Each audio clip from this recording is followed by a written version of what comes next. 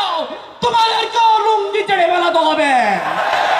অতএব হুঁশিয়ার উচ্চারণ করব, তাদের কিছু কিছু বাংলাদেশের বড় একটি রাজনৈতিক দলের নেতৃবৃন্দ আলোচনা করছেন এই বাংলাদেশের অভ্যুত্থান পিয়ার পদ্ধতিতে নির্বাচন করার জন্য হয় নাই। আমরা তাদেরকে হুঁশিয়ার উচ্চারণ করে বলবো, এই বাংলাদেশের নতুন অভ্যুত্থান বাংলাদেশের নতুন প্রতিবাদ তৈরি করার জন্য হয় নাই।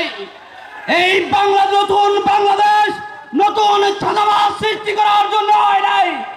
একটি নতুন বাংলাদেশ দর্শকদের দর্শনের সুযোগ করার জন্য সৃষ্টি হয় নাই।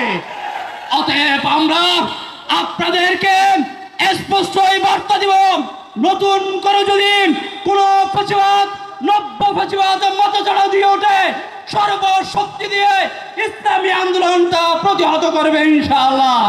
নাসরুম মিনাল্লাহি ওয়া ফাতহুন কারীব। কথা হবে প্রতিবাদে, দেখা হবে সংগ্রামে।